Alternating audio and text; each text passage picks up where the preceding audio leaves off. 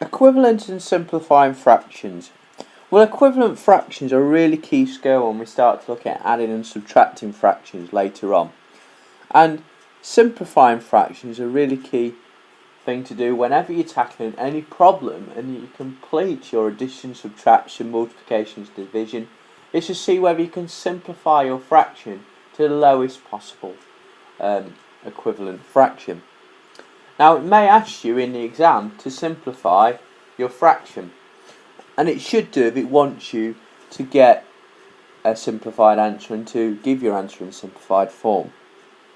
Firstly, we're going to look at writing down 3 equivalent fractions. So what do we mean by an equivalent fraction? We mean a fraction that is identical or the same as what we're told. So we want a fraction that's the same as 3/5. Well, to get a fraction the same as 3/5, we could double both parts, because what we have to do to the bottom, the denominator, we do to the top, the numerator.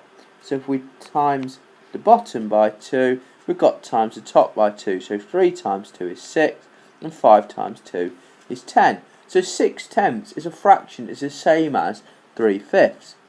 Another one might be if we double this one, our new fraction. So remember, if we times in the denominator by 2, we've got times the numerator by 2.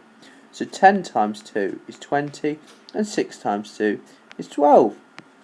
So these are all equivalent fractions, they all mean the same. We could, maybe, let's times it by 5. So if we times the denominator by 5, we've got times the numerator by 5. So 12 times 5 is 60, and 20 times 5 is 100. So these are all equivalent fractions to 3/5. Now, when we come on to looking at adding and subtracting fractions, the chances are we're going to maybe know what we want the bottom numbers to be, because when we're trying to add and subtract fractions on the later video, we'll see that what we need to have is a denominator, the bottom number, is the same in both fractions. So we might decide that we want to make 2/3 into something out of 18. So we need to think, what do we times this 3 by to get to the 18? Well, we times it by 6, so if we times the bottom by 6, we must times the top by 6. So 2 times 6 is 12. So 2/3 is the same as 12/18. Likewise, with this one, we want to think, what do we times 3 by to get to 15? Well, we times the numerator by 5, so 3 times 5 gives you 15. So we've got to do the same to the bottom. So 7 times 5 is 35. So 3/7 is the same as 15/35. Now, as I said, that is going to be really key when we come to look at the adding and subtracting of fractions. But we could be asked to fully simplify, and what we want to do when we simplify is, some of us who are really good at a times table might be able to spot straight away, but a number that goes into both 16 and 12 is 4. So we'd divide both 16 and by 20 by 4, and we'd get the answer. So we divide both by 4, we get the answer 4/5. However, if you're not so good at your times tables, you might not be able to spot that straight away. So what we do is we go through the number line. So we think first, can you divide by 2? Well, yeah, both of these divide by 2. So we're going to do 16 divided by 2 and 20 divided by 2. Well, 16 divided by 2 is 8, and 20 divided by 2 is 10. And then we go, can we divide these by 2 again? Yes, we can.